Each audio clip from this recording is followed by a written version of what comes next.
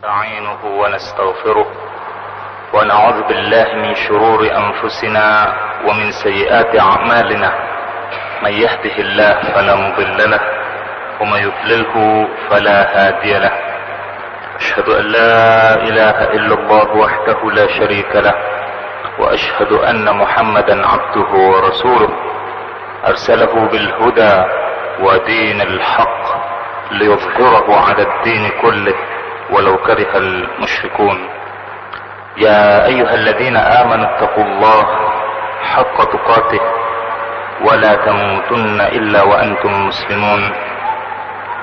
يا أيها الناس اتقوا ربكم الذي خلقكم من نفس واحدة وخلق منها زوجها وبث منهما رجالا كثيرا ونساء واتقوا الله الذي تساءلون به والأرحام إن الله كان عليكم رقيبا. يا أيها الذين آمنوا اتقوا الله وقولوا قولا سديدا يصلح لكم أعمالكم ويغفر لكم ذنوبكم ومن يطع الله ورسوله فقد فاز فوزا عظيما.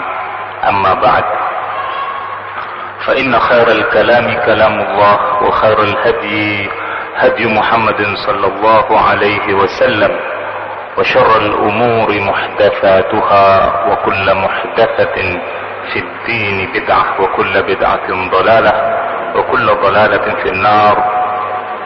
عباد الله أيها الأحبة، أحييكم بتحية الإسلام. سلام الله عليكم ورحمته وبركاته. Puji syukur kehadirat Allah Subhanahu wa Ta'ala yang telah menganugerahkan kepada kita berbagai nikmatnya yang patut kita syukuri, di mana nikmat-nikmat itu amatlah tidak terhingga kalau kita hendak menghitungnya. Nikmat iman, nikmat Islam, nikmat kesehatan, nikmat ukhuwah, nikmat waktu luang, sehingga kita mampu menghilangkan atau menaklukkan hawa nafsu kita untuk sedikit beristirahat. Tetapi ketika kita mendengar seruan panggilan Allah Subhanahu wa Ta'ala, kita acuhkan, kita kalahkan yang namanya nafsu kita untuk beristirahat, untuk bersenang-senang dengan perhiasan dunia, baik itu istri ataupun anak kita, dengan keluarga kita, untuk memenuhi panggilan Allah Subhanahu wa Ta'ala.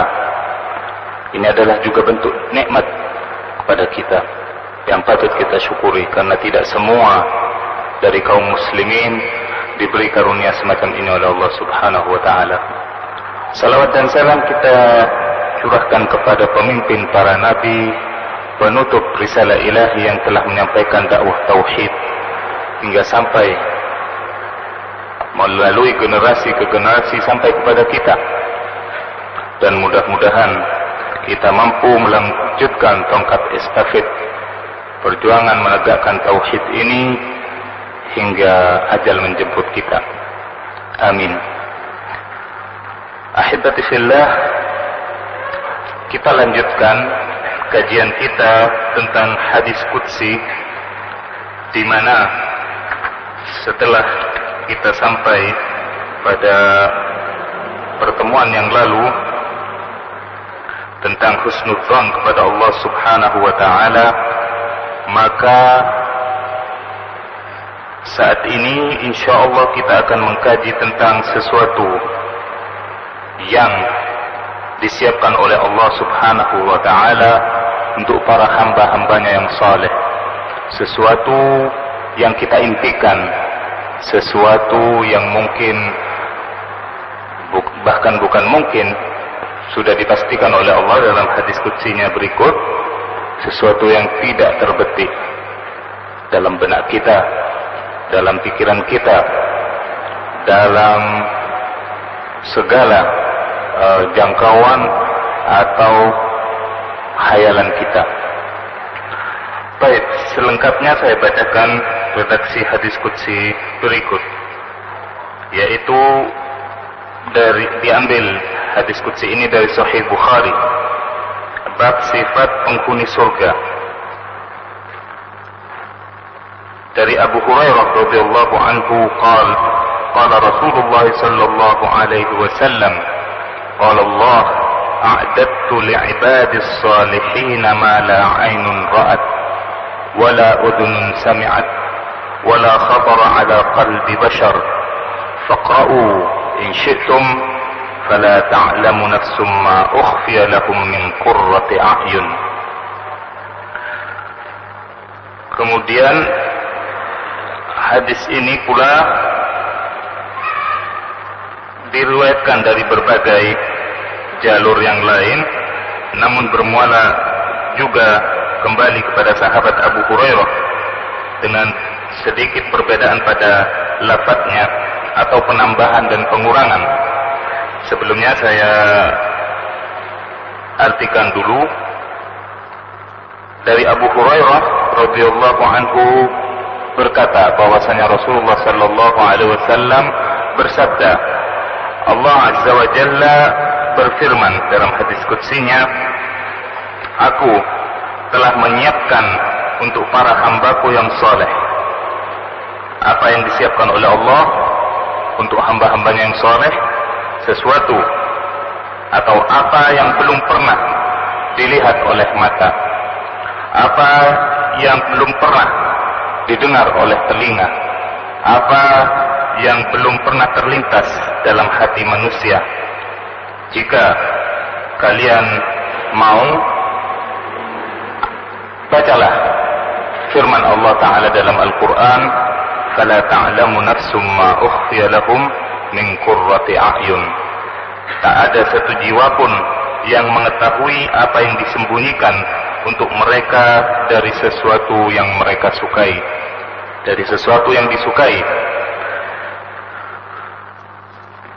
Dalam riwayat yang lain disebutkan, setelah wala khatara ala qalbi bashar, sesuatu yang juga tidak terlintas dalam hati manusia, ada penambahan zukhran bal ma uqla'tum alaih, sebagai hal itu sebagai simpanan bagi Allah untuk memberikan surprise atau kejutan yang menggembirakan bagi hamba-hambanya yang soleh nantinya. Kemudian ayatnya juga ada yang dibaca secara lengkap, yaitu tatajafa junubuhum 'anil madaji'i yad'una rabbahum khawfan wa tama'a wa mimma razaqnahum yunfiqun. Ayat ini sesudah ayat Sajdah. Fala ta'lamu nafsun ma ukhfiya al-ayat.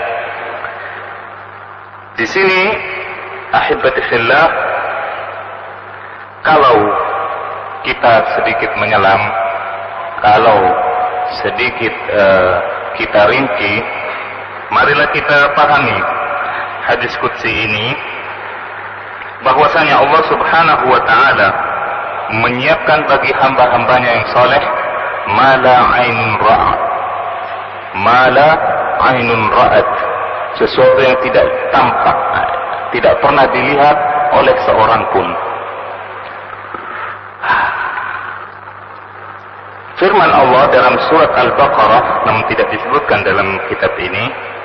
Saya teringat firman Allah Subhanahu wa ta'ala dalam surat Al-Baqarah ayat 25, ketika Allah Subhanahu wa ta'ala memberikan kabar gembira kepada orang-orang yang beriman dan beramal soleh, setelah sebelumnya mengingatkan dan mengancam mereka yang berbuat kefajiran atau durhaka atau bermaksiat kepada Allah. وَبَشِّرِ الَّذِينَ آمَنُوا وَعَمِلُوا الصَّالِحَاتِ أَنَّ لَهُمْ جَنَّاتٍ تَجْرِي مِنْ تَحْتِهَا الْأَنْهَارُ كُلَّمَا رُزِقُوا مِنْهَا مِنْ ثَمَرَةٍ رِزْقًا قَالُوا هَذَا الَّذِي رُزِقْنَا مِنْ قَبْلُ وَأُتُوا بِهِ مُتَشَابِهًا وَلَهُمْ فِيهَا أَزْوَاجٌ مُطَهَّرَةٌ وَهُمْ فِيهَا خَالِدُونَ. Dan beri kabar gembiralah kepada orang-orang yang beriman dan beramal soleh, bahwasanya bagi mereka lah surga-surga yang mengalir di bawahnya sungai-sungai, setiap mereka diberi rezeki dari buah-buahan, qalu hadha alladhi ruziqna min qablu wa utubihi mutasyabiha. Ayat ini sedikit bermasalah bagi para mufassir, di mana dikatakan di sini setiap penghuni surga diberi suatu kenikmatan oleh Allah, disuguhi suatu buah-buahan, maka mereka akan mengatakan hadzal ladzi ruziqna min qabl. Anggur, apel. Anggur misalnya ketika banyak ayat berbicara tentang wa'inaba wa qadba dalam ayat surat Abas misalnya, Abasa wa tawalla. Di situ anggur, apakah anggur itu anggur yang kita makan di dunia ataukah anggur yang lain? Wa utubihi mutasyabiha, karena namanya sama anggur ainab, akan tetapi rasanya lain, bentuk dan ukurannya pun lain. Berdasarkan hadis qudsi ini, mala ainun ra'at, karena tidak pernah dilihat oleh manusia. Begitu pula walahum fiha azwajum mutahharah, bagi mereka istri-istri yang suci. Ketika itu bentuknya nikmat buah-buahan atau makanan. Wa utubihi mutasyabiha, mirip, baik itu daging-daging, baik itu minuman-minuman, mirip. Laban, yang namanya susu, kemudian juga yang namanya madu, yang namanya khamar. Tetapi khamar yang merupakan salah satu air sungai di surga itu berbeda dengan khamar di dunia. Kalau khamar yang ada di dunia tentunya mendatangkan wailat, mendatangkan bencana dengan hilangnya akal sehat, dengan berbagai bencana yang lain. Akan tetapi khamar di dunia rasanya itu lezat, tidak seperti khamar di dunia yang bau, tidak sedap. Yang namanya khamar di surga itu mendatangkan keinginan untuk menambah dan menambah. Tidak seperti khamar di dunia, semakin diminum maka semakin pusing. Yang tadinya dunia berputar 7 keliling menjadi 10 keliling mungkin, jika ditambah dan ditambah. Mala ainun ra'at, begitu pula ketika yang namanya pasangan hidup. Mala ainun ra'at, tidak pernah kita lihat. Kalau waliyadzubillah, kalau kita misalnya sempat melihat, entah itu di koran, entah itu di dalam berita, wanita atau lawan jenis yang begitu mempesona, yang begitu cantik misalnya, itu tidak ada apa-apanya. Sekali lagi, tidak ada apa-apanya. Secantik-cantiknya wanita dunia, sekali lagi secantik-cantiknya wanita dunia, jauh dan jauh sekali jika dibandingkan dengan yang namanya hurul ain, jika yang dibandingkan dengan yang namanya bidadari surga. Sebab apa?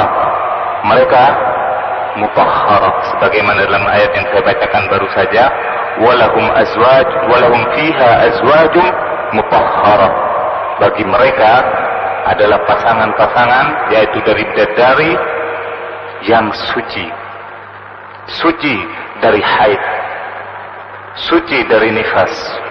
Secantik-cantiknya wanita dunia, ketika datang bulan bukan mengeluarkan madu, maaf, sekali lagi maaf, mengeluarkan kotoran. Itu wanita dunia, secantik-cantiknya. Ketika melahirkan pula beda, sekali lagi beda dengan yang Allah siapkan bagi hamba yang soleh berupa bidadari. Lam yatmis hunna insun qablahum wala jan, dalam surat Ar-Rahman ketika Allah membahas fihinna qasiratut tarf lam yatmis hunna insun qablahum wala jan. Di dalam surga-surga itu bidadari yang qasiratut tarf, mereka itu amat menjaga pandangannya, tidak jelalatan seperti wanita dunia. Mereka itu, bidadari-bidadari itu dengan kecantikan yang dia punya, tidak pernah mendongakkan kepalanya untuk melihat pasangan yang lain. Dia hanya ridho dengan yang menjadi pasangannya. Subhanallah. Jadi tidak ada istilahnya apalagi selingkuh, melirik saja tidak. Qasiratut tarf, subhanallah. Lam yatmis hunna insun qablahum wala jan. Betul-betul yang namanya bidadari itu bukan cuma perawan atau gadis, akan tetapi betul-betul tidak pernah disentuh oleh yang namanya manusia ataupun jin. Banyak wanita-wanita cantik di dunia kesurupan jin karena ia tidak sholat, tidak zikir dan seterusnya. Ghafilat, mereka lalai. Berbeda dengan bidadari-bidadari surga, tidak pernah disentuh oleh yang namanya jin apalagi manusia. Dikatakan dalam riwayat yang sahih bahwasanya seandainya, sekali lagi ahibati fillah, seandainya saat ini salah satu saja dari bidadari surga itu menjulurkan tangannya ke dunia, ya, salah satu dari bidadari surga menjulurkan tangannya ke dunia, ke langit dunia, maka dikatakan bahwasanya yang namanya matahari itu akan padam. Subhanallah. Kemudian yang namanya bumi itu akan penuh dengan keharuman yang semerbak. Baik. Wala udhunun sami'at, dan juga Allah siapkan sesuatu yang tidak pernah didengar oleh telinga manusia. Jika mereka yang terfitnah dengan yang namanya musik, jika kaum sebagian dari kaum muslimin yang bermaksiat kepada Allah dengan yang namanya musik, itu telinganya merasa enak mendengarnya, dan itu adalah bagian daripada bisikan syaitan, maka yang namanya di surga tasbih, tahmid,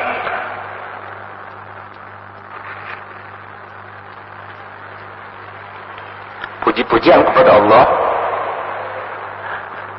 itu dalam suara yang merdu.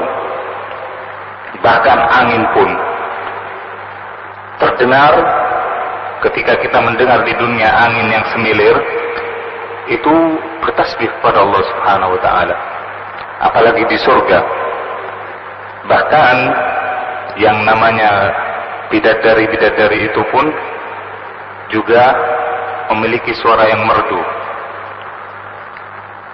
Jika sekali lagi sebagian kaum muslimin terfitnah dengan yang namanya musik, mencukupkan dan mengenakkan diri dengan yang namanya musik, saya khawatir, sekali lagi saya khawatir, itu hanya menjadi bagiannya di dunia.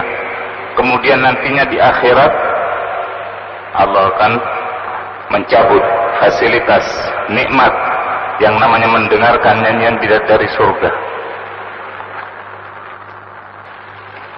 Wala khatara ala qalbi bashar, bagian dari nikmat yang Allah siapkan bagi hamba-hamba yang soleh, juga sesuatu yang tidak terlintas dalam hati manusia, dalam khayalan atau alam pikiran manusia. Bagaimana tidak? Dikatakan dalam redaksi riwayat yang lain, bayangkan wa fil jannah syajarun yasiru raqib fi dhilliha mi'ata 'amin la yaqta'uha. Bayangkan fasilitas, salah satu fasilitas di surga atau yang namanya perlengkapan di surga, ada satu pohon yang amat besar, tinggi menjulang. Dikatakan bahwasanya bayangan pohon itu dari begitu lebatnya dedaunan yang ada dari satu pohon saja, seseorang penunggang kuda yang melesat, kuda yang terlatih tentunya, kuda pilihan, kuda Arab. Biasanya yang diunggulkan di dunia tentunya kuda Arab. Kuda yang semacam ini ditunggang oleh seorang joki yang handal, kemudian melesat dari mulai titik awal sampai mau selesai pohon itu dalam waktu 100 tahun belum tuntas, masih berada dalam bayangan satu pohon itu. Bayangkan kalau kita di daerah Perak sini begitu sering kepanasan, di surga itu ada satu pohon yang naungannya tidak dapat dilalui oleh seorang penunggang kuda dengan kuda pilihan yang melesat seperti kilat. Itu dalam jangka 100 tahun belum selesai, masih berada di bawah naungan pohon tadi. Subhanallah. Waqa'u in syi'tum wa dhillin mamdud. Dan ini adalah tafsir daripada firman Allah bahwa di dalam surga itu ada yang namanya naungan yang memanjang. Maksudnya salah satu dari pohon di surga. Wa mawdi'u sawtin fil jannah khairum minad dunya wa ma fiha. Dan tengah-tengahnya surga itu ada sesuatu yang lebih baik daripada dunia dan seisinya. Itulah yang dimaksud oleh firman Allah, faman zuhziha 'anil nar wa udkhilal jannah faqad faz wa mal hayatud dunya illa mata'ul ghurur. Barang siapa yang dijauhkan dari yang namanya neraka kemudian dimasukkan ke surga, maka dialah orang yang amat beruntung. Dan tidaklah kehidupan dunia ini kecuali hanya fata morgana.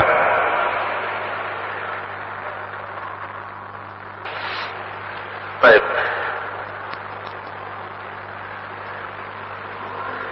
Barangkali ada yang hendak ditanyakan, karena setelah ini kita akan memasuki bab yang lain. Sebelum kita melangkah kepada bab yang lain, barangkali ada yang hendak ditanyakan, karena setiap dari kita ketika berbicara, mendengar atau berbicara, pembicara sendiri ketika berbicara tentang surga, maka perbanyaklah kita meminta kepada Allah Subhanahu wa Ta'ala agar dijadikan sebagai penduduk tetapnya. Dan ketika pula seseorang berbicara atau mendengar tentang yang namanya neraka, maka perbanyaklah berlindung kepada Allah Subhanahu wa Ta'ala agar diselamatkan darinya. Dan berbicara tentang surga ataupun neraka tentunya menghidupkan yang namanya iman kita kepada Allah Subhanahu wa taala dan juga kepada hari akhir. Memotivasi kita untuk giat beribadah ketika kita mendengar fasilitas atau apa-apa yang Allah sediakan, apa-apa yang Allah siapkan bagi hambanya di surga, maka otomatis keimanan kita akan naik, motivasi ibadah kita akan bertambah.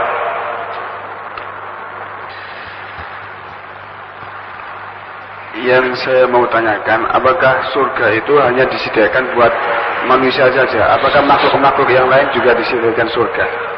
Terima kasih. Hasan.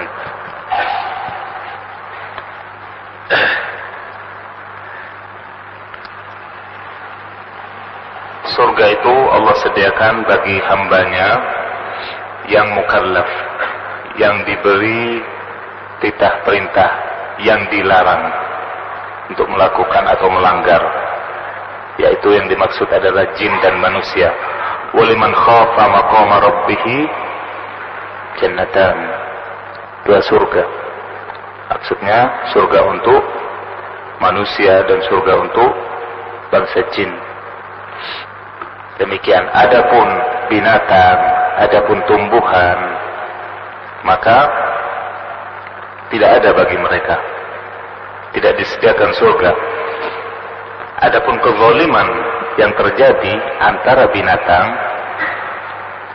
maka tetap Allah Subhanahu wa taala sebagai zat yang maha adil, dikatakan dalam hadis bahwasanya seekor kambing yang bertanduk ketika membunuh seekor kambing yang tidak bertanduk di dunia, maka nantinya kedua-duanya akan dihidupkan oleh Allah Subhanahu wa taala. Kemudian kambing yang bertanduk di dunia menjadi jam'ah, menjadi tidak bertanduk. Sedangkan kambing yang di dunia tidak bertanduk, di akhirat nanti menjadi bertanduk. Kemudian Allah Subhanahu wa taala menyuruh kambing yang sudah bertanduk sekarang, tadinya belum bertanduk di dunia, untuk membalas apa yang dia terima di dunia. Kemudian setelah itu impaskan kunu turaba. Allah Subhanahu wa taala menyuruh, memerintahkan, berfirman agar masing-masing dari mereka menjadi tanah. Makanya kemudian jadi semboyannya orang kafir dalam akhir surat An-Naba, inna anzarnakum adaban qariba yauma yanzuru al-mar'u ma qaddamat yadah wa yaqulu al-kafiru ya laitani kuntu turaba. Ketika seorang kafir itu melihat adab sudah disiapkan di depan matanya dan dia melihat amalannya berat ke kiri, lebih banyak amal pelanggarannya, lebih banyak maksiatnya, maka dia akan berkhayal, ya laitani kuntu turaba, andai saja aku menjadi tanah atau pasir saja ketika di dunia, sehingga tidak dihisap. Demikian.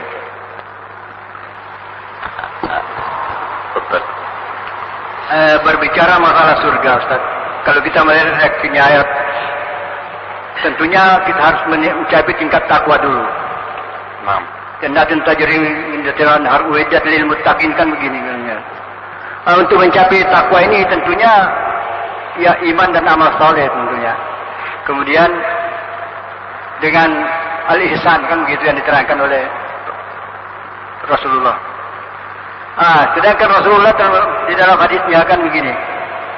Al-ihsan, menerjemahkan al-ihsan inilah kunci dari pertanyaan saya ini. Artinya al-ihsan an ta'budallaha ka'annaka tarahu fa in lam takun tarahu fa innahu yaraka. Dalam hal ini bagaimana kita menerjemahkan di dalam diri kita masalah ini. Jadi kita menyembah, kita beribadah kepada Allah seolah-olah kita melihat, dan kalau toh tidak mungkin kita lihat, memang tidak mungkin kita ini yang terakhir ini. bahwa Allah Kita melihat yakin bahwa kita ini disaksikan oleh Allah. Ini bagaimana di sini Ustaz? Di dalam kita beribadah ini. Mohon dijelaskan ini. Terima kasih. Man ta'budallah ka'annaka tarahu fa in lam takun tarahu fa innahu yarak. Ketika kita beribadah, makanya dalam hadis-hadis yang diriwayatkan dari Rasulullah sallallahu alaihi wasallam dalam salat misalnya,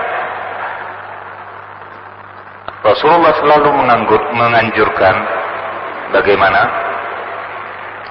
agar dirapikan safnya, agar lurus hatinya, tidak saling berbeda, karena perbedaan dalam shaf maju mundurnya itu juga akan mengakibatkan perbedaan hati. Kemudian juga sallu salata muwaddi', salatlah sebagaimana kalian salat orang yang terakhir, seolah-olah ini adalah salat terakhir, sesudah ini saya akan mati, akan dipanggil oleh Allah Subhanahu wa taala. Ketika kita beribadah, jangankan beribadah, seorang murid saja ketika hendak pergi sekolah, dia harus berapi-rapi, dia harus mandi, dia harus pakai seragam, dan seterusnya. Begitu juga seorang yang bekerja, begitu juga seorang yang hendak menghadap orang yang terhormat. Itu perlakuan, itu fakta ketika kita bermuamalah kepada sesama manusia saja, apalagi ketika kita hendak menghadap Allah Subhanahu wa taala, maka perkaranya lebih agung lagi.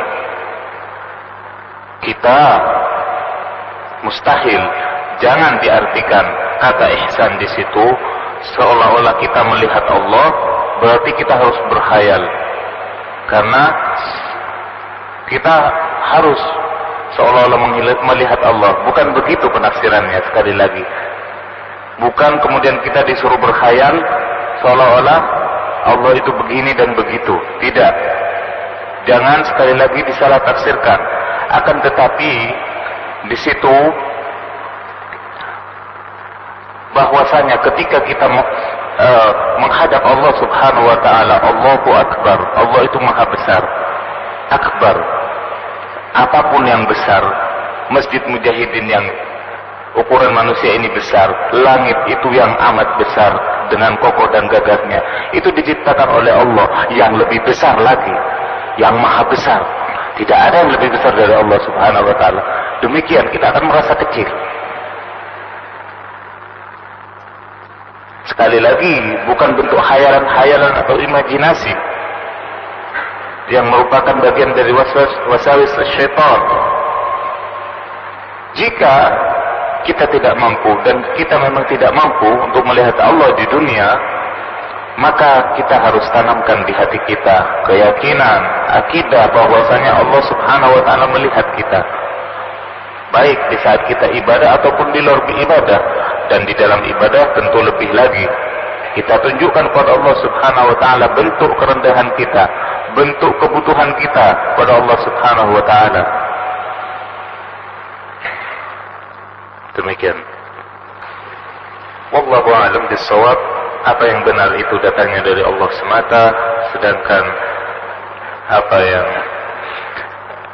keliru atau salah itu datangnya dari kekurangan saya dan juga bisikan syaitan, wal iyad billah. Wal afu minkum. Assalamualaikum warahmatullahi wabarakatuh.